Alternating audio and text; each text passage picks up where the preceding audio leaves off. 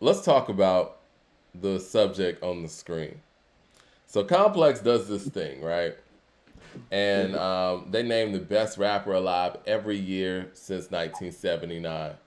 Um, long story short, 2021, they have named Tyler the Creator 2021's best rapper alive. Hmm.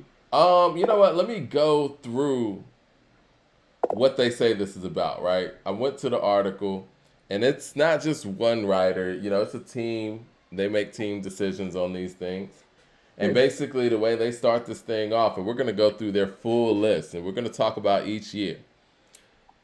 They start this off by saying rap fans tend to get into arguments with other rap fans, and it doesn't take much more than someone declaring their favorite rapper. Your favorite rapper is a personal preference, one that requires the most objective defenses.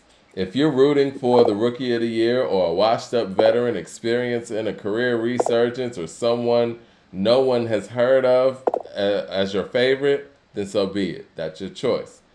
The favorite rapper discussion is cool and all, but the covenant distinction of hip hop is still being named the GOAT, greatest of all time. Rookies and new jacks need not apply. This is the debate strictly for the catalog artists, people who have shifted the culture in previous unmovable ways, artists whose music has permeated and resonated over an extended period of time. It's rap's imaginary hall of fame, existing only within the abstract conversations we have about it. But this one debate that every rap fan not only loves to have, but ought to have, is a debate considering both the short term and long term implications of an artist's impact. A debate that pits a rapper in their prime against any and all competitors. A debate that galls the cultural landscape and plucks out one who stands alone. The debate about who's the best rapper alive. Being the best rapper alive is sort of like the MVP. Even though rap doesn't follow the rigid cultural calendar quite like a major sports season because it has requirements looking at the current crop of active artists and picking a winner, you can confidently declare the best rapper alive in any given year without having to consider previous decades. The same way you can to say LeBron is the MVP, even though you've seen Jerry West play. So they're taking this on as an MVP type of discussion. And I'm glad they have this little blurb about this and they're giving reasons. But I don't understand. All right, there's one thing. There's one thing here. Tyler getting it.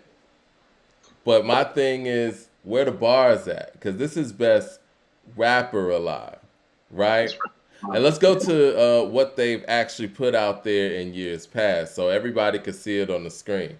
It starts off in 79, they say Grandmaster Caz. 1980, they got Curtis Blow. 1981, they got Kool Moe Dee. 1982, they got Melly Mel. They gave Rev Run 83 and 84. LL Cool J gets 1985. KRS-One 86. Rakim 87. Slick Rick 88. Big Daddy Kane 89. Ice Cube 90, Q-Tip 91, Redman 92, Snoop Doggy Dogg 93, Nas 94, Biggie 95, Tupac 96, Biggie 97, DMX 98, Jay-Z 99, Eminem 2000, Jay-Z 2001, Eminem 2002, 50 Cent 03, T.I. 04, Jeezy 05, Wayne 06, Kanye 07, Wayne 08, Jay-Z 09, Kanye 10, Drake 11, Drake 12, Kendrick 13, Nicki 14, Drake 15, Chance the Rapper 16, Kendrick 17, Pusha T 18, The Baby 19, Lil Baby 2020, and Tyler the Creator 2021. That was a mouthful, but I wanted to go through that because even reading that out loud, I saw some inconsistencies in the list as far as how they're choosing this. What are some of your thoughts, first of all, of Tyler being, named 2021's best rapper alive, and then we could talk about the rest of the list. Tyler had a great year.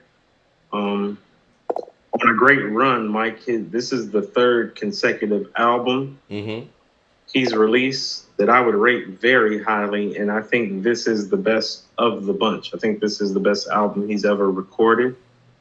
And so it's been 2021 was a great year for Tyler. In 2021, he was not the best rapper alive, though. All right. I also want to put out there their honorable mentions were Kanye, J. Cole, and Mark Hamill. And so my thing is, I hate that we have to keep doing this. I hate that we have to keep doing this. I tell you something. Go ahead. When you told me that list and started ringing off the names, I was like, they didn't do no work. And then you said Mock Homie. And then I was like, oh, no, they did do some work, Mike, because Mock Homie did release 2 of the 20 best projects last year, in my opinion. I know everybody talked about Pray for Haiti. Balanced Chow is better. And it came at the end of the year. So people probably still have the time to digest it. But Mosh is a star. And these 2 projects are brilliant. And so when they did that, I'm like, okay, they doing the work. But then I was thinking about it, and I was like, nah, they threw him in to show that they're doing the work. This is still a popularity contest, though. I just don't understand. Because he doesn't stand a chance of winning Best Rapper Alive against these other guys. He doesn't. They just, like you said, they just put that in there to be like, yeah, okay. But they did the work, like, because putting him in there means that you heard Balance Chow and Pray for Haiti, and like you heard a guy that like stepped his rap game up and that kind of distinguished his style and made 2 really, really dope projects in the process. So, okay, listen, this is where I'm gonna go with it. I don't understand how Magic and King's Disease 2 can be ignored for somebody of the magnitude of Nas, and it feels like that because he's been in the game so long, he's being penalized for the great output that he's putting out in the year 2021. No one can sit there and listen to Magic, and even King's Disease 2, and listen to Tyler, the Creator's album and tell us that this guy on this album is doing better rapping than this guy on this album. Let's get fucking real. You know what I'm saying? And then to not even have Nas an honorable mention, I take that as, look, if we put his name in there, Tyler's going to be really criticized for the decision that we made. So we're just going to not put his name in there at all, like he wasn't qualifiable to some degree. But somehow Jay-Z was qualifiable for getting 2009 for the Blueprint 3 somehow. It makes me feel like if Jay-Z would have had the year that Nas has had, they would have given this honor to Jay-Z hands down. They would have called it a landslide. They'd be like, well, you know who the hands down winner for 2021 is, right? Like they would have framed it like that too. So that's the problem about it. And here's what I will say, and this is what I mean about kind of like they're trying to frame the list a certain way. So let's go. I mean, and you and I said this, Mike. I mean, we know who Run is, Mike, but I mean, for me and for you, I think most of our hip hop knowledge is from 85 on. Okay. I want to speak on that Run thing real quick too. And yeah, we are going to start on 85 on, just to be fair, because again, we weren't buying records in 84, but I'm going to keep it real, man. I buying records in 85. I was 4 years old, but I know about 85. I got cousins. Yeah. No, definitely. But listen, man, I've always heard about Run and Run-D.M.C. But as a hip hop listener and going back listening and thinking about all of the memorable lines and shit from Run-D.M.C's classics, DMC is a better rapper than Run. I'm sorry. I mean, I know that might be controversial for some people, but I was sitting there listening to Run-D.M.C records today, and I'm like, DMC is clearly a better rapper. Even on Run's House, he has the most memorable part. My name is DMC, the all-time great. I bust the most rhymes in New York State. Even that Down with the King, that's him. those are actually probably two of my three favorite records by him that you just named too. Even the Christmas record, like DMC got the memorable points, like parts.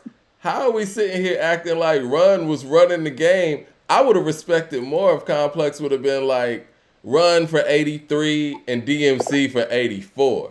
Let's not sit here and act like Run was just on a whole level above DMC. DMC is actually the better rapper. I don't necessarily disagree with you when you say that. That would have been a more fair way of framing it, because like I was telling you, and I'm not totally certain how the story goes, DMC was brought into the fold. Run was a solo act first. People in the chat are agreeing. They're saying exactly. DMC was the better rapper. Run just had more charisma. Henry Virgil says DMC always was the better of the two. Right. Kenny Mack says DMC is the better rapper. See, this is the thing. And that's why this list, and I know it seems like we continue to beat this drum or whatnot, they write these lists up with their staff, and people will go back 10 years from now and think this is what it really was, right? This is the reality.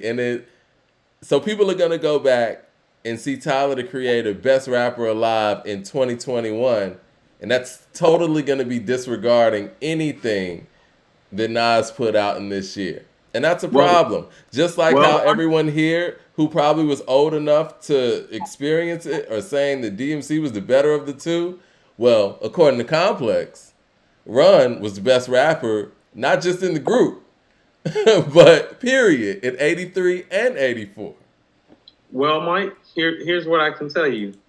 Well, they can call Complex can call Tyler, the Creator, the hip hop artist of 2021, but when our yearbook drops, which will be shortly because we're wrapping up this weekend, yes. Well, we have Nas as the artist of the year, and part of the reason why we started a yearbook is because we wanted things to be documented properly based on how things really occurred, not based on some large media publications' coverage and ideology of what they think hip hop should be and what the best rapper alive should be.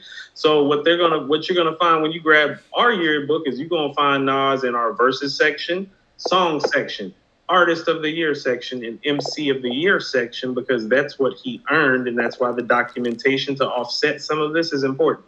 Well, let me ask you this, because you put down the 20 verses that stood out in 2021 in the yearbook. Do you have any Tyler, the Creator verses in there? There is a song from Tyler, the Creator's album that made the verses list, but it's not his verse, Mike. What is it's Lil Wayne on Hot Wind Blows? Yeah. What is Tyler's best verse in 2021? Since we talking bars and best rapper. Mike, the best moment, I can't even remember the name of the record offhand right now. It's towards the end of the album where he's explaining the relationship with the girl and how it unfolded. Yeah. That was a beautiful MC moment. So I don't know the name of the record offhand. I literally have to pull it up. Yeah, but I know you know what record I'm talking about. It's really long. It's like 7 minutes long. Yeah, that's his moment on that album. But it's not top 20 verses, at least not in according to hip hop stratosphere. Yeah, Henry Virgil says that yearbook idea is golden. An actual physical book would be dope. Yeah, we're actually finishing up the physical book, and you can purchase it on Amazon. We actually did one for 2020 as well. I think we'll work on something where we can kind of get both of these things packaged together for some people that might have missed the 2021, because I think it was great as well. Listen, I think that the problem here, and I think that Complex knows it's somewhat of a problem. That's why it's kind of gone viral. To be the best rapper alive, you have to have the bars. I had a problem with their pick last year with Lil Baby. He wasn't the best rapper alive in 2020. Conway was. And that's just the goddamn truth. It's what it is. People could talk about popularity or whatever. You know what? I'm going to read some of what they had to say in a second. I know you were about to say something about why they gave this to Tyler. But go ahead. Well, this is what I mean about how they're trying to frame it. What you have to understand, when hip-hop was more cultish and still smaller in these years that I'm about to list down, And these years are very important in terms of how they framed it, because they tried to frame it a certain way, but I think they're forgetting something that came with it. And they're forgetting the very important part, Mike, the music aspect of it. Was Lil Baby a bigger star than Conway last year? Yes, but he wasn't a better rapper. But let me tell you how it used to go, Mike. In order for you to be number one, you literally had to make the type of material that warranted people saying that you were the best MC. And that has changed and become more of a popularity contest. Mike, let's go from 1985 to 1990 right quick. All right? Okay. All right. You know what? Do that. Can we go there Do right that. quick? Yeah, do that. Let's do that. I'll Mike, read this later. Yeah, let's do that. in 1985, LL Cool J isn't just the hottest rapper in the game. He is the best rapper in the game.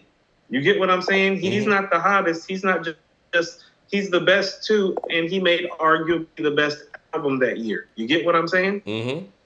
Mike, 86, KRS-One. I don't think we need to talk about rhyme skills right here, Mike. But Mike, Boogie Down Productions' first album, Criminal Minded, was arguably the best album. Well, was Criminal Minded in 87 or 86? 87, but I think they're reference. That's why I was trying to tell you that for me, and I don't know why. For some reason, I always told you, Mike, it feels like Criminal Minded came out sooner than it did, even though I know it was right behind Paid in Full. But what I'm trying to say is that KRS-One was the best rapper at the time, and he was the hottest rapper at the time, and they made arguably the best product. Mike, I don't think we got to discuss 87, Mike. No, we don't have to discuss 87, but I do want to go back to 86. Go ahead. Well, when did Criminal Minded get released? It was 87. But I'm sure there was shit. But when in 87? Because I bet you South Bronx. Yeah, he probably had shit bubbling. But I was going to say, like, man, Yo Bum Rush the Show. I mean, Chuck D got to get some love too, but I think that was all 87 too. But yes. Okay, Rakim 87. We ain't got to talk about that. Right. We don't got to talk about Paid in Full of the God MC. No. Mike, Slick Rick in 88. That's a given. Children's Story, the greatest event. Mike, yeah, Big Daddy Kane in 1989. Now, Mike, here's the first thing that I will say. Maybe not the best MC in 1989, but was actually bigger than all his counterparts in stature. And this is during L's low moment, too. He was the biggest star at the time. And rhyme-wise, he was still there. I got no problem with Kane in 89. You feel me? No, definitely. Mike, same thing with Ice Cube in 1990. Fresh off leaving NWA, Mike made the best album of the year. Was the best MC in the game when he made that album, and the hottest MC in the game. So there was a template of not only you being hot, but you also providing the material that backed it up. Exactly. Things start to change when you get into the 2000s. Because even if you want to go to 91 with Q-Tip, Mike, I told you, it's like I would put Scarface in there. Yeah. And I'm a Q-Tip guy, and I agree with that. But it's not like I'm arguing about Q-Tip's mic performance on the low end theory, Mike. We're not arguing about that. You feel me? Let's skip and that's real their quick. Coming out party. That was their coming out party where everybody was like, no, these guys are all time great. And so if you told me Q-Tip in 91, best MC, if you look around in 91, it's like, no, outside of Face's first album, I told you I couldn't think of anything. I'm going to go with Face because he's a better MC. And the album's not as good, but he's not as seasoned as Tribe. Definitely. 92. So, are you okay with Redman being there? Totally okay with that. You got somebody else for me? That's what I'm saying. No, Redman was hot in 92. And What the Album, I think, came out late 91, early 92. I'm with that. I'm fine with that. I mean, there could be an argument made for Cube again. But Mike, if you wanted to say Ice Cube, I feel you, but this is what I mean. You had to be hot and making great material. Cube was hot in 90. In 92, Redman was hot like that. Well, Death Certificate was 91. So, yeah. You can go with Ice Cube. You can go Ice Cube back-to-back years if you wanted. If you wanted to slide Face out for Death Certificate, because I think Face first album is a classic, it's not better than Death Certificate. Diesel says LL Cool J for 1990. I'm not mad at that either. I'm not mad at that either. Yeah. I'm not mad at that either. That was the comeback tour. Yeah. So, yeah, I mean, for me, I would shift it where it's like, okay, and Q-Tip's my guy. I love Q-Tip. I would shift it in a way where it's LL in 90 and Cube in 91. I'm keeping Redman 92. I mean, Mike, actually, I'm not. I would go Ice Cube 9091. I'm going to give Cube back to back for America's Most in-Depth Certificate. It was like that. And he was I'm moving with units. that. I'm with that. Yeah. 100%. I'm with that. Mike, here's if you want to quibble about 1990, here's somebody who we're forgetting about, and we're about to talk about him briefly and go ahead and get this conversation started because it's right around the Scarface conversation. Well, Wanted Dead or Alive by Cool G Rap came out in 1990, Mike. And if you want to talk lyrically, oh, he got all those guys I just named deep in 90. With Wanted Dead or Alive. Kill at Will is 90 as well. I think we have to also remember that. You got America's Most and Kill at Will at 90. That's going to be hard even for Cool G Rap to beat, but I was bringing Cool G Rap up to say that if you look at that 85 to 90 run, well, all the MCs from the golden era got an MC year except for Cool G Rap, and that's about Cool G Rap's content. LL, KRS, Rakim, Slick Rick, Big Daddy Kane. Yeah. Okay. But, 92 Redman, you're good with that. Snoop Dogg in 93, we're good with that. It's nobody else in 93 that's even. Unless you want to pick a member. If you want to pick Method Man from the Wu-Tang Clan. No. That doesn't even. No. All right. Nas in 94. It's a given. Yeah. Biggie in 95. What did you think about that? Because that's interesting because. When did The Diary come out? The Diary was 94, I thought.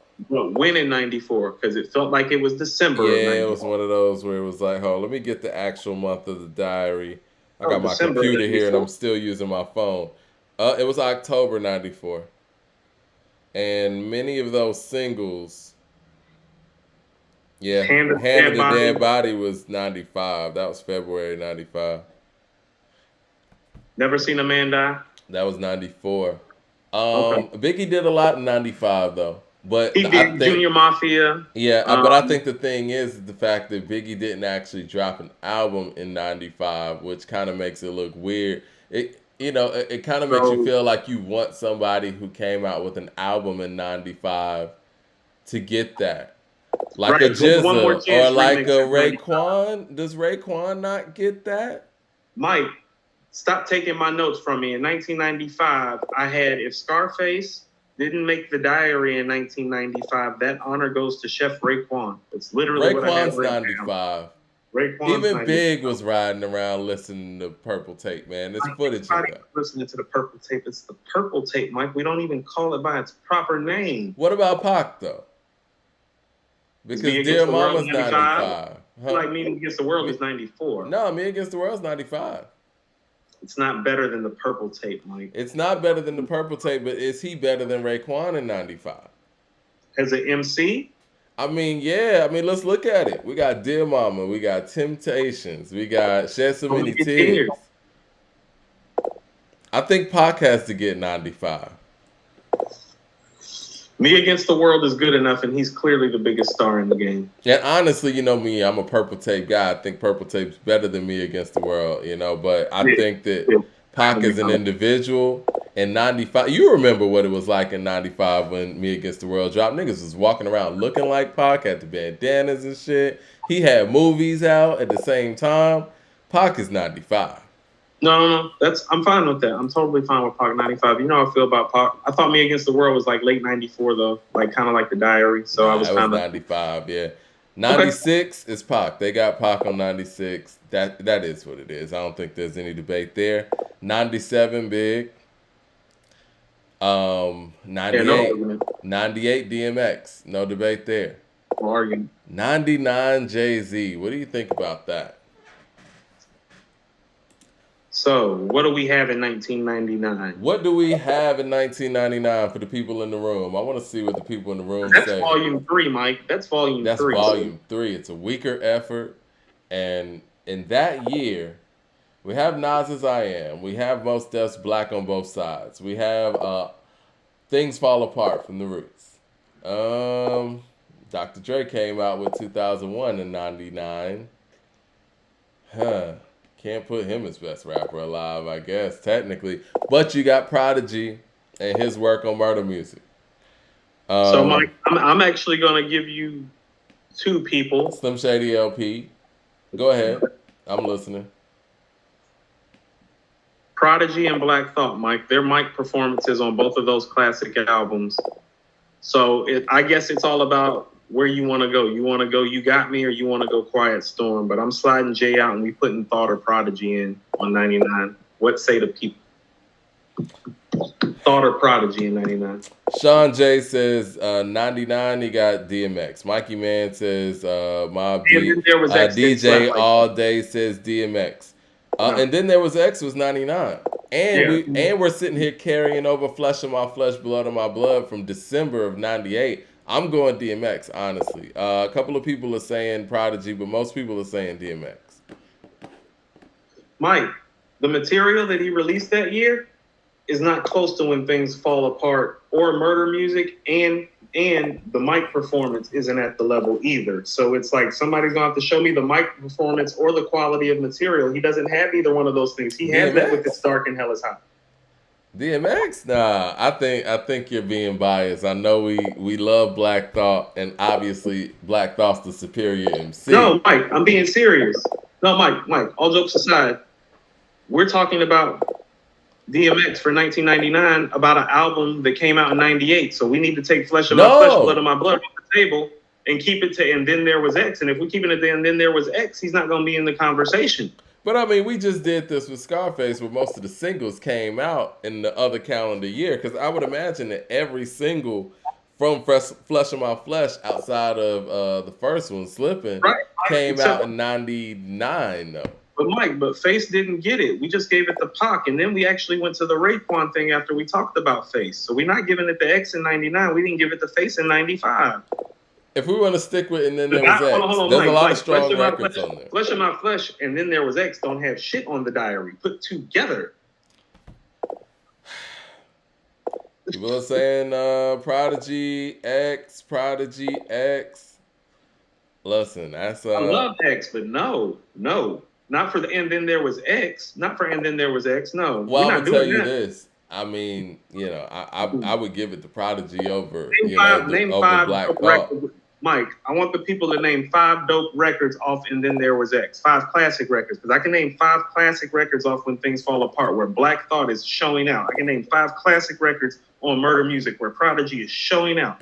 The best mic performance in 1999, Mike, is Prodigy on Quiet Storm. The best mic performance of 1999. I think that the height of Prodigy's individualism and just the buzz that he had as a soloist comes from his work in 99. It's accumulated, right? But he clearly was becoming that solo artist on Murder Music. I will say that. What do you think about Mos Def? No? I like the Most Thought. Most probably did more lyrically, and he's on When Things Fall Apart too, so he gets like an extra notch for that. But I don't think Black on Both Sides is as good as Things Fall Apart or Murder Music. What do you think? I don't. That's just me personally. I think that it's a great album. It's a beautiful effort. It's wonderful. If you told me that it was a classic for you, I wouldn't argue with you, but it's not When Things Fall Apart. It's not Murder Music. And Thought and Prodigy are comparable to Moses MCs that year. And the best mic performance of that year is Quiet Storm. Well, I'm definitely going to go. If you wanted to say Mathematics is up there. So, all right. So, what do you think about Jay-Z and Prodigy, right? Like, because in my opinion, I think that I would choose Prodigy in that year over Black Thought and Mos Def, even though I think both of them, in my personal opinion, are better MCs, right? Just inherently, yes. Yeah. I'm just talking about like based on how this list normally looks and the impact, because the impact is a big thing, right? Yeah. So we're narrowing this thing down to, in 1999, Prodigy, DMX, and Jay-Z. So who you're picking Prodigy in 1999 over the work that Jay-Z and DMX did? He made the better project, and he's rhyming better than them. Period. They don't have anything on him in 99. They didn't. Is Volume 3 And Then There Was X better than Murder Music? It's not even a conversation. Do they have anything like Quiet Storm performance-wise on either one of their albums? No, and no. Okay. No again. All y'all M. saying Lynette I says love Missy that. should get 1999. Honestly, Miss Lynette says Missy should get 1999. Honestly, What album was that? that was The Real World. That was The Real World? I like The Real World. Very feature heavy, but It was feature heavy. Production was phenomenal. Yeah. World. Yeah, definitely. I love that record. I bought the CD. I had it. All right. So we're still in debate over 99, but I do think that Prodigy would deserve it over Jay. I even think that DMX in that year would deserve it over Jay, but they gave it to Jay-Z.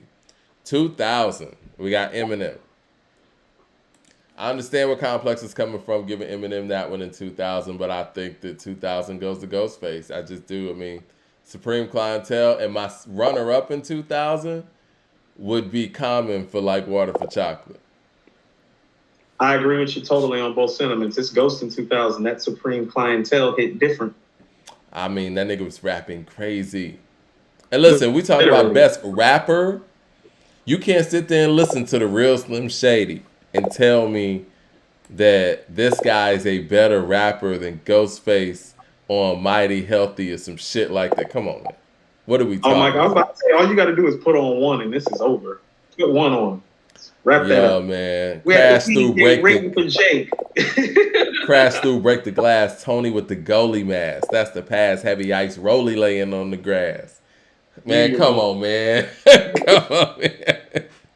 Come on, man. That nigga was rapping on a whole That's the album that made me a super Ghostface fan. I was like, man, this nigga rapping on some superhero shit. Hey, Mike, I'm going to tell you something about Supreme Clientele, and you're not going to believe this when I say this. The skits on that album hurt its all-time great stature, because when you just listen to the records without any of the skits involved, it is a tour de force that very few MCs have ever accomplished in an album. It's a tour de force. Like, it's wildly entertaining, lyrical, beat-wise. He's switching, like, he's everywhere, but he's in pocket. And when you just play it song for song and skip the skits, it's masterful, Mike. It's Mike. I told you, it's like I got that and Liquid Swords right next to each other. It plays just as great as Liquid Swords to me. And if you told me it was better, I can't argue with you too heavy. I just prefer Liquid Swords. And he says supercalifragilisticexpialidocious backwards. I told you, Mike. You just overstating it. Nas has a whole song where he's rhyming backwards. You keep talking about this one word. No, he didn't actually rap backwards. It's different telling a story backwards, which is awesome. But you're in the middle of a flow and you say supercalifragilisticexpialidocious, dosisalaristifragilisticali super. I think I said that right. Cancun catch me in the room eating grouper. Man, come on, man. That means he's being mighty healthy too, Mike. He's in the room eating grouper. Mighty healthy. Mighty healthy. And then Mighty Healthy comes on next too. Mighty Healthy comes on, yeah. We got people saying Country Grammar for Nelly. I understand that. And people are saying Marshall Mathers LP. Listen, I don't want to get on this Marshall Mathers LP 10. Ghostface Killer. Somebody says Eminem's every Eminem album is forgettable. Well, see, we're not doing that today. We're just gonna say Ghostface Killer, Supreme Clientele. Yeah. So we can move on amicably. Right, because everybody's saying all that other stuff. Go put Supreme Clientele on and ask yourself, like, do I know what I'm talking about? Jay-Z like gets 2001. Like Supreme Clientele is clear to me in 2000 that Ghost is the best rapper that year. Isn't it clear? Easy. Like, it's one of those clear years. That's a clear year to me. It's a clear year to me. That is a clear year. Like, you could, because even when he was jumping on features, he jumped on that, what was it? It was not the Sound Bombing, but when they did the Lyricist Lounge, where he was on the Miss Fat Booty remix, it's like everything that he got on, you were waiting to hear Ghost. He was just rapping in a zone at that point. He was the best rapper that year. Period. All-time great year as an MC. It's a great MC year. Yeah. Very, very comparable to Muddy Waters with Redman in 96. Definitely. All right. Which we should have mentioned. We should have mentioned that, but Tupac's colossal year in 96 is just... He just did everything to everybody. I want you to understand, Jay dropped his best album in 96. Nas dropped his most lyrical effort in 1996. Tupac. Right. Yeah. All right. Howard. Yeah. Mm-hmm. Okay, so 2001 Jay-Z. That was problematic for a lot of people. Because some people feel like Stillmatic's better than the Blueprint. Jay-Z lost the battle. But I'll give Jay-Z that 2001. Even with all those things considered. Even with Ether considered. Mike, if ever they should have split the screen and picked Jay and Nas at the same time, this is probably the one, because never before at any point in their careers had they made albums that were comparable. Yeah, in the same exact year, yeah. I mean, I guess you could say it was written in reasonable doubt, but, you know, this is different. That was different. Yeah. Because, yeah, it's different because Reasonable Doubt's impact was different than it was written's impact because Illmatic. But based on what you just said, we got to remember, this is a mainstream media publication, and mainstream media publications are not going to give Nas more props than they need to. He's only on this list one time. So, but what I'm saying is that even if you think the Blueprint is better, and we argue about this, you and I do, because you think the Blueprint is better, and I tell you that the highlights of Stillmatic and the staying power of Stillmatic is stronger than the Blueprint, and that production-wise, the Blueprint is better. Stillmatic is better lyrically. I think the classic songs on Stillmatic are more classic than the songs on the Blueprint.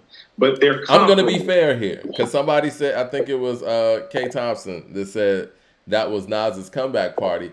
Yes, I think that the adversity that Nas faced previously leading up to Stillmatic make that year more impressive for him. And the fact that Jay was on a run and he was on a roll and in a rhythm, I think that if we're talking, they said this is like an MVP race, right?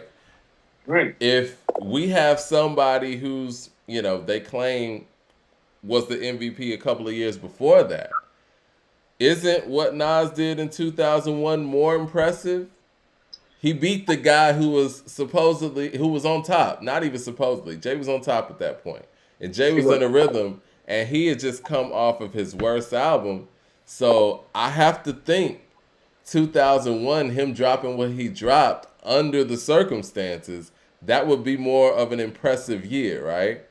Well, Mike, I mean, here's just the reality of the matter is that, okay, so let me ask you this.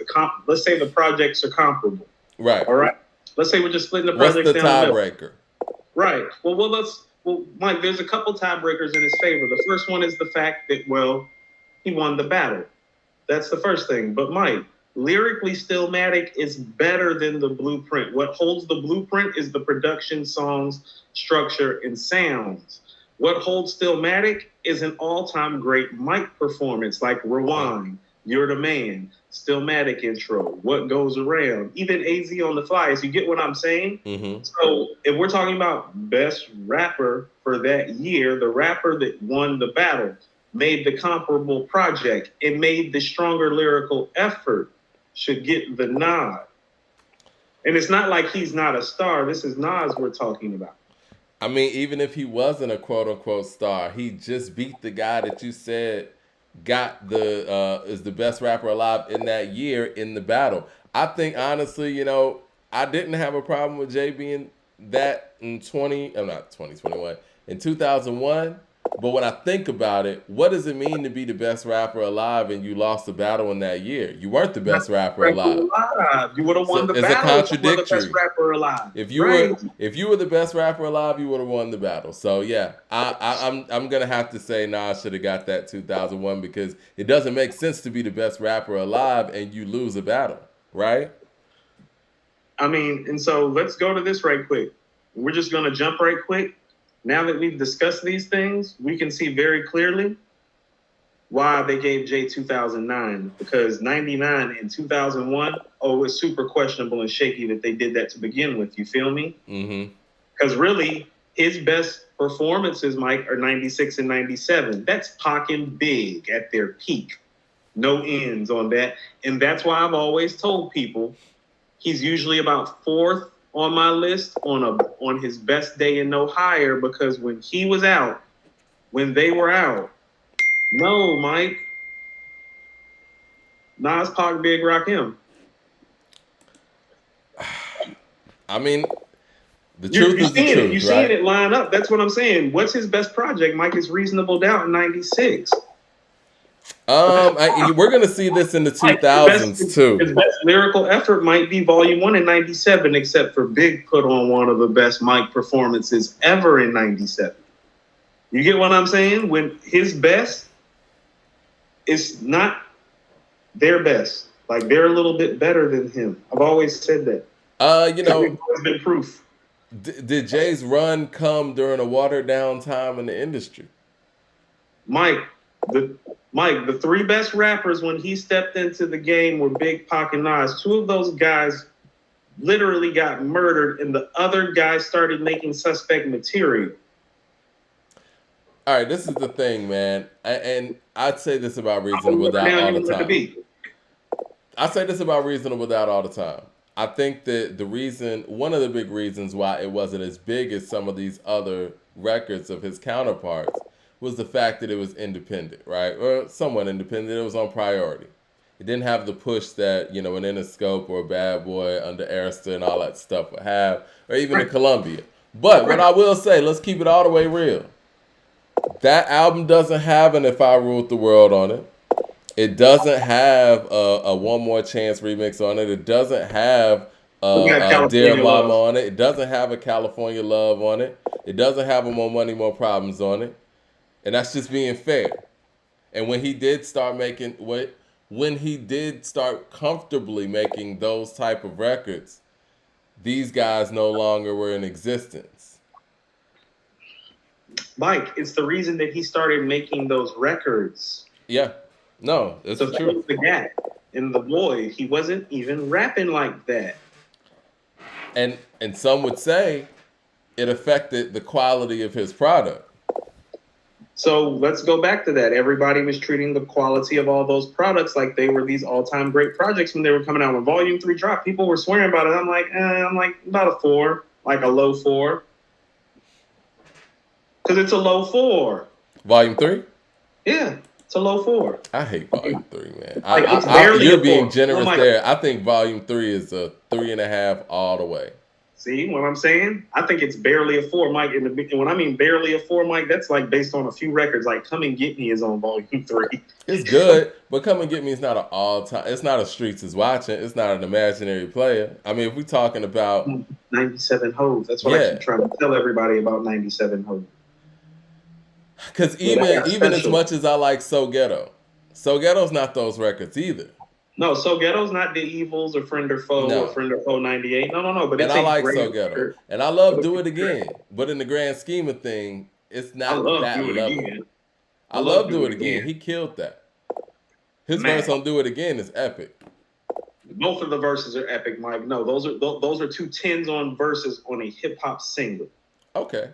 Yeah. And if somebody the only downside of that record to me is the beat. The only downside of that is the beat for me. I didn't really love the beat on that record, but I get it. I love Seagull and Jay together. It's what I like to call a thirsty rapper beat. That bass line is just enough to make you snap your neck and be like, no, I can dig into that. It's a thirsty rapper beat. Yeah. Okay, so 2001, we have come to the conclusion that you can't be the best rapper alive and lose a battle in that same year. I think that's fair. So Nas has to get that just by default. 2002, Eminem. I'm okay with that. Did Scarface drop The Fix in 2002? Scarface did drop The Fix in 2002. And if somebody says Scarface over that, I get that. But is Scarface on this list yet? Scarface on our list yet? Is he on the list yet? No, he's not on the list right now. He is right now. Okay, so you would put Scarface's 2002 over Eminem's 2002. I'm adjusting my light, by the way. The Fix in terms of Scarface's catalog, which is a top 5 catalog. Where's The Fix? I think The Fix is brilliant. It's actually my personal favorite Scarface album. Right. For most people, Mike, The Fix is his second or third best album in a top 5 MC catalog. The source gave it 5 mics. I think The Fix is a better album than the Eminem Show. But I think that when we talk about Eminem as an artist and as an MC, I think that the Eminem Show is M in his full power, full set. You know what I mean? Like, I think he's able to make stuff like Superman at that point. He's able to make things like I'm a Soldier Till I Collapse. Honestly, I don't even like his Slim Shady songs, but I think this is like the best Slim Shady song he did too, Without Me. I think White America, I mean, I Mike, get it. He took over that year.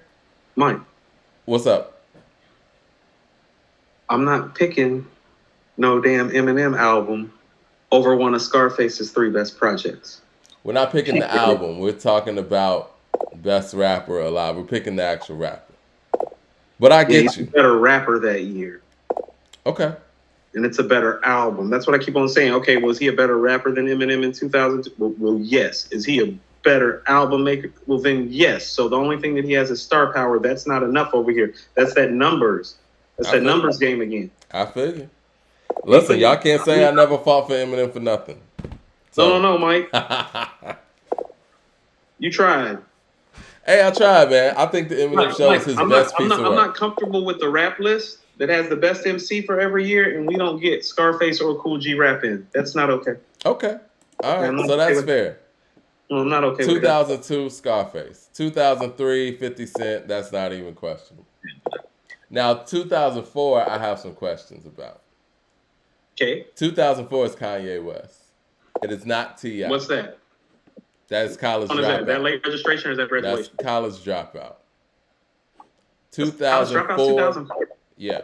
It's right after 50 Cent. And again, it makes me feel like whoever put these lists together, they put them together in retrospect. You couldn't have been there and what was going on in hip hop in 2004 and say anybody other than Kanye West. Because it was so unexpected.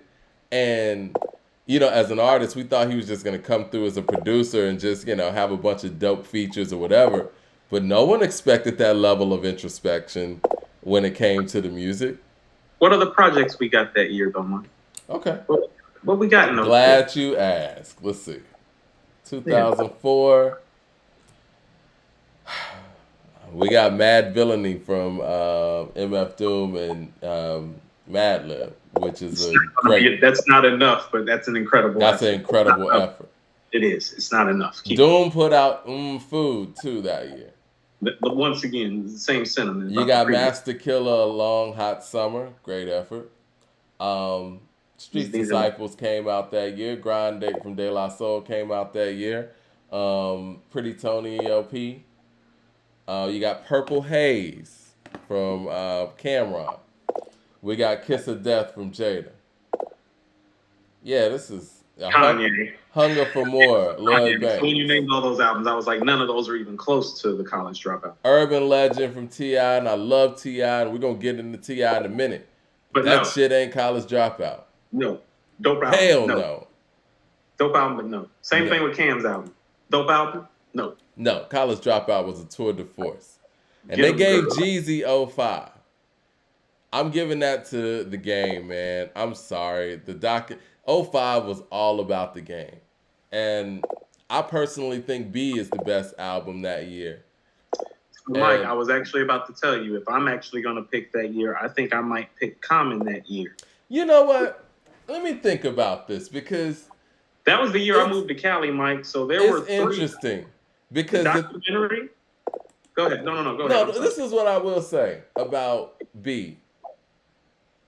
He was able to be rebranded. And again, I want to thank Kanye West for that too.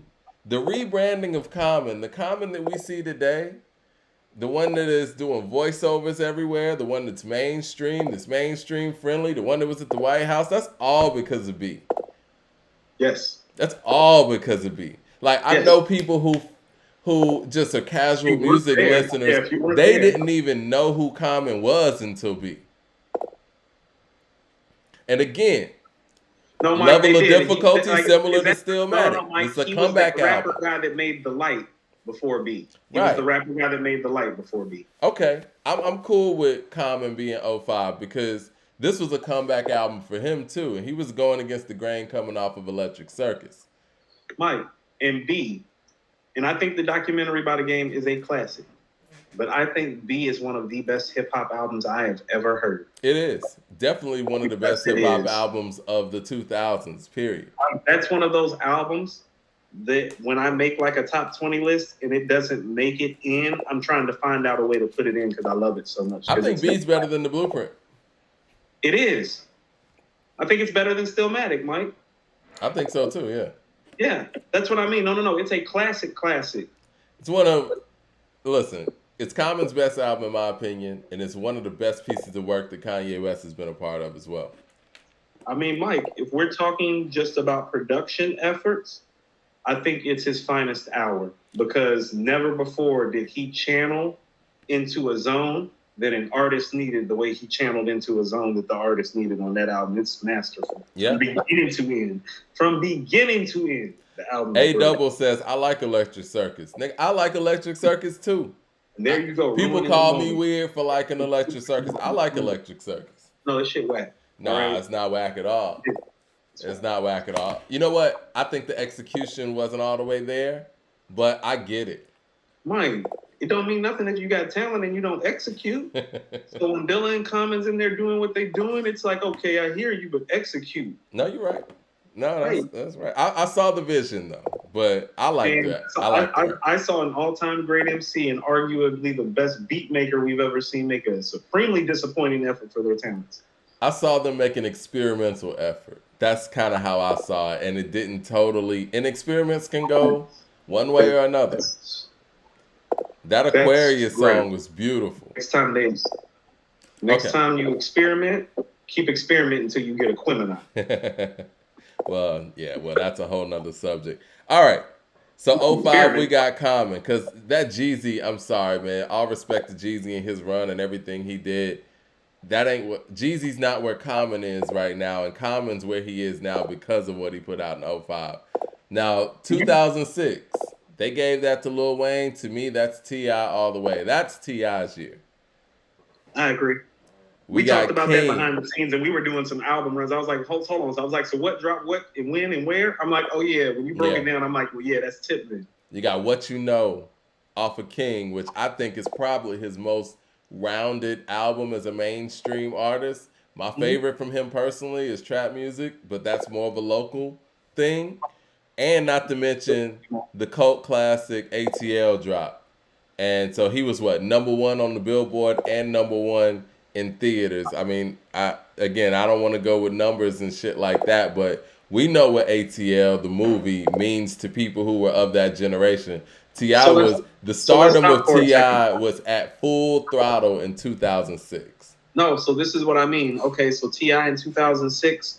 Oh, well, that's more comparable to that 85 to 90 run where I'm talking about where the guy is hot and he's showing on the mic and with the quality of albums that he deserves it. So that year lines up with those mid-80s years that I'm talking about where the MC got defined.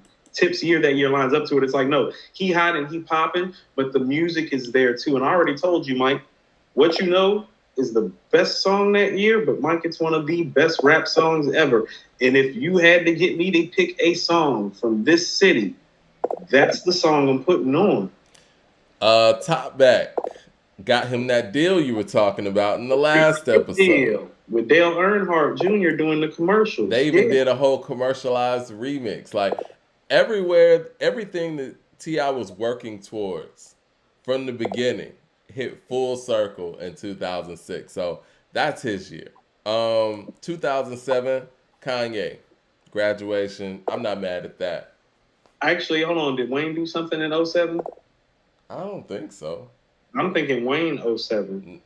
If he did, it was like Dedication or something. But and I told you, Mike, we're giving this a tip, but the Carter 2, man, like that's 06. No, the Carter 2 was 06. Damn it. Yeah, I bought King and Carter 2 the same day when I was in Cali. I remember.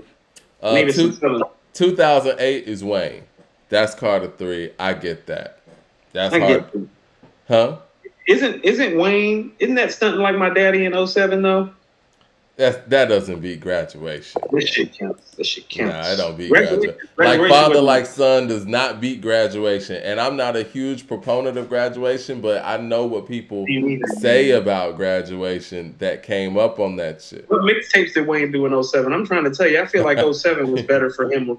Nah, man. I get what they saying with 08. Kanye, listen, when you talk about stadium flow, that's where that whole term came from with Graduation. No, Stadium Flow came from Graduation. Yeah. He went through the Daft Punk thing, getting into the whole, Kanye was respected heavily on College Dropout, Late Registration. That propelled us to stardom, that's Graduation. Graduation took him to that next level. Well, see, here's the thing. The work with John Bryan on Late Registration is actually where the stadium flow starts, because you hear it on tracks like B Major, Crack Music. You hear the stadium flow starting to come. And so the stadium flow is just matured on Graduation, but not as good as the two previous efforts. Thanks for the correction, K. Thompson. He said the Carter 2 is 05. All right. So 08, we got Wayne. 09. Oh, Carter 2 is 05? Yeah. It's still B. I'm sorry. It's still B, but it's a nice year for hip hop. Yeah, it was a nice year for hip hop. 09. They gave that one to Jay-Z for the Blueprint 3. Well, they have to, because they had no business giving him 99 and 01. I'm cool with Jay having the Blueprint 3, 09. Oh, he gotta be in here somewhere too. 2010, they gave that one to Kanye West, My Beautiful Dark Twisted Fantasy. I'm more of a fan of that than the 2008 Notion. That was his year. That's the year. Oh, it was his year. That's 2011. This one's problematic for me. That Drake probably? They gave that to Drake, but Section 80 is 2011, man. Section 80 was a problem. Section 80 was a problem. I'm sorry. I'm going Section 80 over Take Care any day. And, honestly, let's be real. A$AP Rocky dropped. He dropped Live Love A$AP. Mike, A$AP actually may deserve the nod here over both of them, because Kendrick isn't. How about this, Mike? If I went out to Cali maybe like 6 months after Section 80 dropped. Oh, he king. Yeah. They were crowning this man at that point. He king. This is before Good Kid, Mad City. He king. But that was just when I was in Cali. I don't know how that plays, but I know A$AP that year. Oh, A$AP was everywhere. Yeah. I'm giving that to Kendrick Section 80, but I feel you with the A$AP thing. It's definitely not Drake. I might lean on A$AP on that one, actually. I'm not mad at that. Because Kendrick is getting Good Kid, Mad City. So we'll see. In 2012, they gave it to Drake, and that's Good Kid, Mad City year. But we won't be doing that. I don't understand that. We won't be doing that. I don't understand that. No. That's not credible at all. I understand. I don't understand that at all. What did Drake even drop in 2012? Is that a misprint or something? No. That's how this machine works. Come on now. But understand, this machine works. Yeah, that's not the reality. And so, like I said, people are gonna sit here and look at this full list 5-10 years from now and think that Drake somehow was the best rapper alive in 2012 when Good Kid, Mad City came out. So, Mike, timing matters. We're not doing that. No, Mike, so timing matters. And this is what I'm saying. The MCs that got back-to-back years right now are Ice Cube and Kendrick. Top 10-ish, but not in most people's top 5. You get what I'm saying? I see what you're saying. The next year is going to be the one that's kind of interesting to me. That's 2013. Now, they gave that to Kendrick somehow, and like I said, I don't know if this is a misprint or whatever, but that's when Drake dropped Nothing Was the Same. That's when Pusha T dropped My Name Is My Name, and J. Cole dropped Born Sinner. What say you? That's a low year. Because My Name Is My Name was probably like my favorite project that year, but I thought that album was just really dope. I didn't think that it was like classic. I'm a Push fan. This is what I'll say, man. I want to ask the people. What album did y'all think was better? Nothing Was the Same or Born Sinner? Because I think that's what it's between. Right. Like, what's the better album? Drake, Nothing Was the Same, or J. Cole, Born Sinner? I do think Nothing Was the Same is probably Drake's best album, and not counting, like, If You're Reading This Is Too Late, which is considered to be a mixtape. Still his best work. I think it's his best work, but I think that it doesn't get acknowledged because of the whole ghostwriting thing. Still his best piece of work. Yeah. People are saying Nothing Was the Same. Okay. Born Sinner. Not a fan of the year. Reloaded. Mike, Rock Marciano, huh? Mike, years like this, these were the down years where I was like, hip hop is just like, I was like, I don't know. It's like whatever. I Yeah. was like, I don't know what we're doing right now. I don't know what we're doing right now. Yeah. Okay. Well, let's skip this year. We can go back. 2014. They gave that one to Nicki. Huh. I think Forest Hill Drive is the year. I think J. Cole gets that with Forest Hill Drive 2014. I'm with that. I'm Um, totally with that. Totally with that. Yeah. and I'm okay with giving Drake the previous year. And, J. Cole gets 14. I'm cool with that too, because Forest Hills Drive is a masterpiece and is a large step up from Born Center in my estimation. Yeah, I agree. 2015, they gave that to Drake, but To Pimp a Butterfly came That's out because that of Butterfly, so that's Kendrick. So that's Kendrick. 2016, they gave that to Chance the Rapper. Man, there has to be better options. I was thinking Future, Mike. How did Future do in 2016, Mike? What Future look like in 2016? What we got? Is that oh God, is that the Purple Rain? Is Purple Rain? Nah, that's EVOL. What was that? How did he say it? I don't know if that one's we got Malibu from I give it to Malibu from Anderson .Paak over that. You got Travis Scott, Birds Trap, Birds in the Trap singer Brian McKnight. We got Blank Face by Schoolboy Q. There we go, Mike. There we go, right. Oh, there we go. I knew there was some other shit in there. We got Blank Face by Schoolboy Q in 2016. Still Brazy by YG. No, Mike, Blank Face. Blank Face, is that where you're going? We got Savage Mode by 21 Savage. Honorable mention, but still. Yeah, I think that's Blank Face. Still Blank Face. Shout out to Schoolboy Q, man. Schoolboy Q needs more props. Hey, Mike, Blank Face, like the start of Blank Face, oh, that's as good as any. Mike, it starts off very Alfredo-like. I mean that in the highest order. Yeah, Mike, that part with Ye. Lord Have Mercy. Lord Have Mercy might be my favorite Schoolboy song. The way the album starts off, Preacher told me don't set trip on a Sunday. Oh, wow. 2017, man, we got Damn. That's Kendrick Lamar. They got Kendrick Lamar there. I'm with that. 2018, right, Pusha T. Can we stop for a second with the Kendrick thing? Definitely. This is what I've been talking about how he's been dropping in low quality years. Look at the years where he's taking the runs and the reins. Yeah.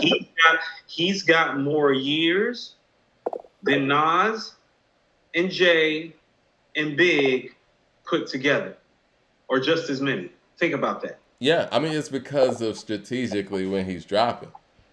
There ain't no comp out here for him. That's what I'm saying. Like, look at what we just did in 95 and 96. Think about it. We just Mike, we didn't even talk about Jay or Nas's album in 96. We were like, that's too popular. Yeah. Mike, we talk about Lauryn Hill on the score. We didn't talk about AT Aliens or Andre. You get what I'm saying? Yeah. Heavy comp. And that's for all those dudes that say Pac can't rhyme, too. It's like, yeah, but in one of the heaviest rhyme years ever, he was that. I mean, Pac was a better songwriter than a lot of these guys who were great rhymers. Almost all of them, Mike. Yeah, no, for real. Mike, as far as songwriting, Big and Nas were the only comparable songwriters that were better lyricists. Yeah. But even they didn't touch on, Big didn't touch on certain things, yeah. But they can't touch you like he did either. Yeah, definitely. Yeah, they can't touch you like he touched you. 2018, Pusha T. I'm with that 100%. And for me, the fact that they sat there and admitted that makes their next selections invalid to me. Oh, it's very. Hold on, Mike. It's almost like this. I'm thinking they're going somewhere. You know what I'm saying? Like when you pick Pusha T as your 2018, I'm thinking you're going somewhere. You know where they're going, and that's what I mean about how beautiful Daytona is. Oh no, there's nowhere else to go in 2018. Because just like what we said in 2001, you can't give that to Drake. He's not the best rapper alive. He lost the battle. So they acknowledged that when it came to Pusha T. For whatever reason, they acknowledged that when it came to Pusha T, but not when it came to Nas, right? This is a supreme clientele year. It's clear. Yeah. It's clear. Best album, best MC, yeah, you name it. Won the battle. No. This is Supreme Clientele Crushed year. the battle. I mean, Now it's okay to kill baby. Niggas looked at me crazy like I really killed a baby.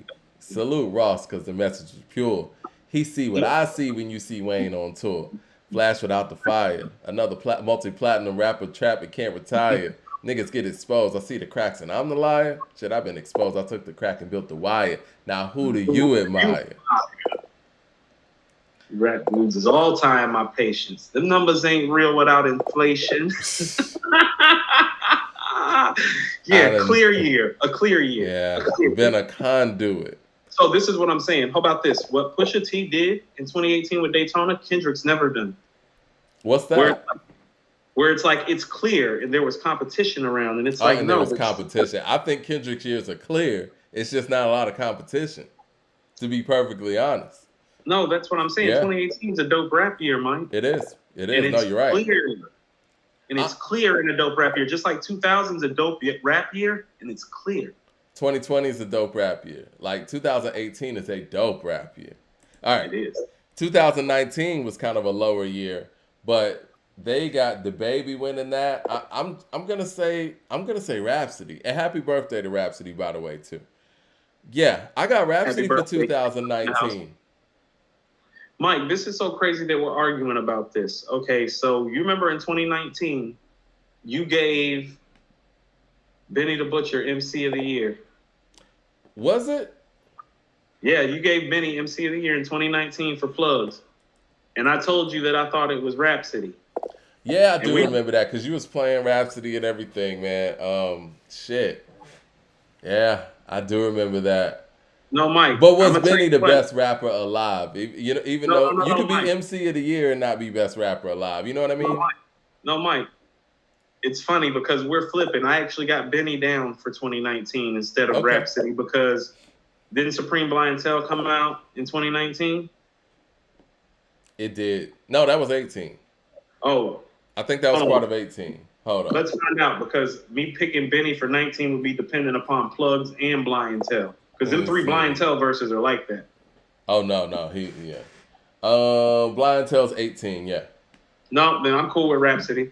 Because I was basing picking Benny off of Plugs and off of those three verses. The Gods Don't Bleed, Brutus, the other record I can't think of off the top of my head. Yeah. Because he was just scene stealing. It was like when you heard Clientele, you were like, man, this project is great. Who is that guy? Who that? Yeah. No, he was scene stealing. Who that guy rhyming next to Jadakiss at the same level of Jadakiss? Who is that guy? Right. No. That was 2018 though. But yeah, Rhapsody put in work in 19. Yeah. I'm cool with Rhapsody. I gotta give her that. And 2020, they got Lil Baby. And that's Conway the Machine. It is what it is. I'm not sorry. It's Conway the Machine. No, I get what they're saying. Lil Baby's great. And if we're talking about star rapper. Well, no. It's not even that. It's not even that. He's checking all the boxes except for the fact that Conway had one of those. Like Mike, I told you, he had like a 95 Nas Biggie type of year in 2020.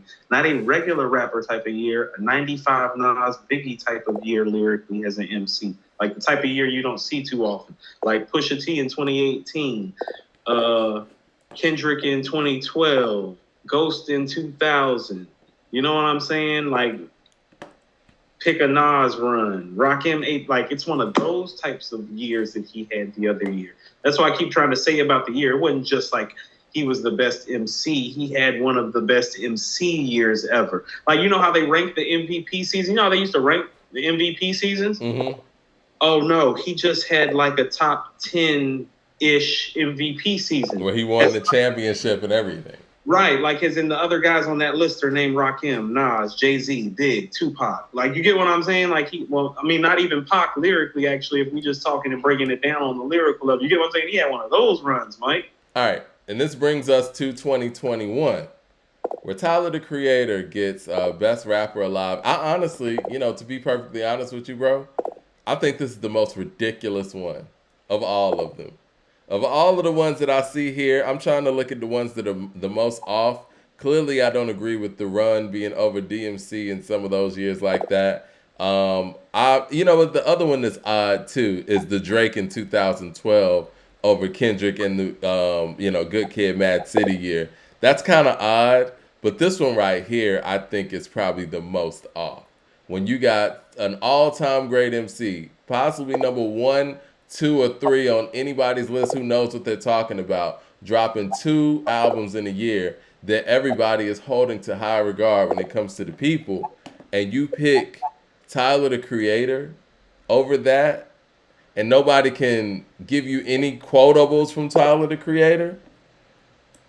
I think this one's the most odd. This is the one that's the most off for me. I want to go ahead. You say something, and I want to read their explanation for this too. Right. So it's just kind of hard to qualify how they qualified it. And here's why. I'm gonna tell you what I did this past week, and it's something that I don't do too often. I went back and listened to an album I didn't feel like listening to from one of my favorite artists. I went and listened to King's Disease 1. Okay? King's Disease 1 don't have shit on King's Disease 2 or Magic. No, it doesn't. And when you listen to King's Disease 1, and it reads exactly like I told you it reads, Mike, really, it's a lot of singles and doubles with about 2 or 3 home runs on it. When you get the King's Disease 2, it's like doubles and triples with about 5 or 6 home runs. Mike, I think King's Disease 1 was a warm-up. And I think that the reason why the mainstream got behind King's Disease 1 so much, I don't think that they knew that these guys had more coming. They thought this was going to be a one-off. No, you're absolutely right about all that, because when you go back and listen to King's Disease 1, it sounds like it should be rated closer to Life is Good. This stuff that he just made is so far beyond Life is Good, Mike. Oh, it is. Like, it deserves to be mentioned with Stillmatic and the Lost Tapes. Yeah. And it's written. I was listening to Magic today. It's very Lost Tapes-ish. I told you, Mike, it's the kid that wrote Illmatic in Lost Tapes mode. Yeah. Yeah, it's the guy who wrote Illmatic. Like that guy is there and he still exists, but he's in Lost Tapes mode. So like he just spitting fire out at you about everything that's on his mind. And so it's a beautiful moment. And so the fact that they missed that moment, because Mike, the biggest thing that I heard was the gap between King's Disease 1 and what they just did last year. It's a gap even between what they just did and what they did the year before that created all this buzz. And Magic was icing on the cake. Like he was the best rapper alive for 2021, just off of King's Disease 2 alone. He's the best rapper alive right now, Mike. Nas is the best rapper alive right now. 48-year-old guy is the best rapper alive. Let me read a little bit of their explanation on why Complex gave Tyler the Creator this. All right, so Complex says Tyler the Creator didn't become the best rapper alive overnight. No. He's not on this list because of a debut album that immediately took over the charts, a viral craze, or trendy sound. Instead, Tyler played the long game, and after a decade has put in the groundwork, and he became the best rapper of the year on his own terms. To understand the year that Tyler had in 2021, you have to remember how his career started back in 2011. His breakout single, Yonkers, was going viral. You know what? I want to stop there. I feel like they're describing what I feel like he really had, and I think we said this in a previous show. He had a breakout year. Right. That's what they're describing. They're describing somebody that's been around, who's been consistent, and then finally hit a group of people that he normally doesn't hit with the help of DJ Drama. But that's a breakout year.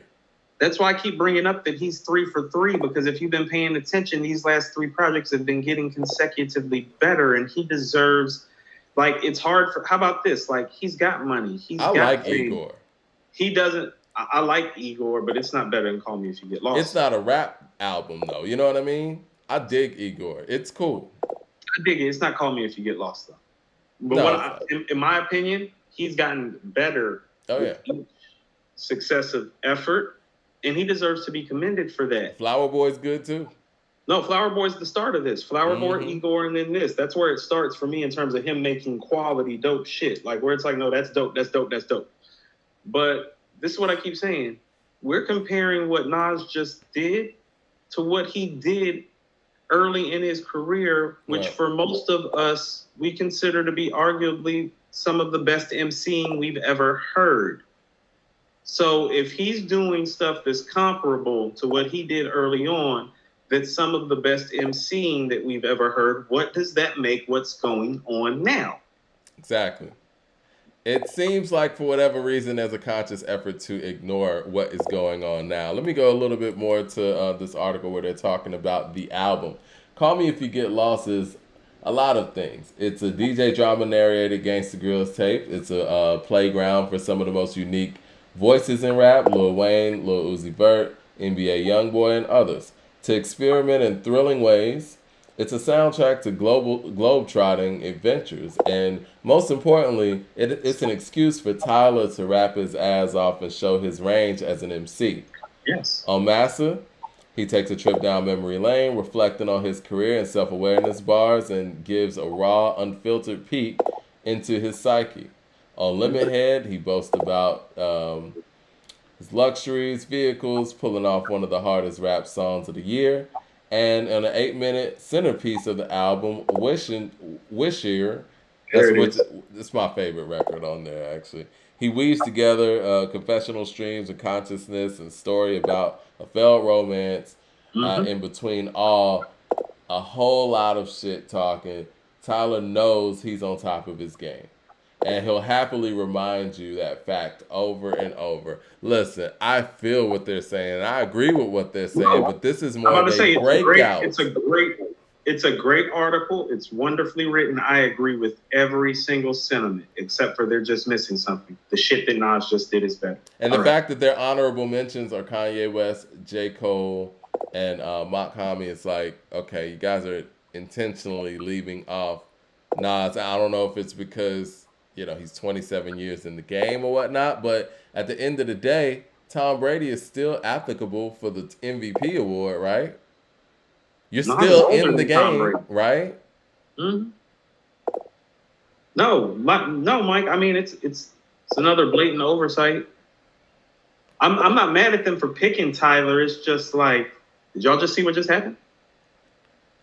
It's like they don't consider Nas to even be in the game. You want to know what this is? It's almost like, and here's what we have to do. It's almost like every time we come up here and talk about this matter, it's almost like we need to get a blank sheet of paper, Mike, and write 100 on it the way Wilt Chamberlain did during his 100-point game, so people actually know that it happened. Because it's like what really just happened is Nas just like averaged 50 points for a season, and people acting like he didn't like average 50 points for a season. You know what I'm saying? Acting like it didn't happen. I mean, It's like, again, you see how he just averaged 50 points for the year. It's like, no, people don't do that. It's happened like once. did Complex even review Magic? Because I know a lot of these publications aren't reviewing Magic because, like you said, they're trying to act like it didn't happen. Mike, there's a war going on outside. No man is safe from. You can run, but you can't hide forever from these streets that we done took. Walking with your head down, scared to look. You shook. They should. And that's what's going on with all these dudes. They did not review the album. And, I guess they're so concentrated on Lil Nas X or something that the other Nas doesn't really matter as much, I guess. Listen, we'll leave it there on that.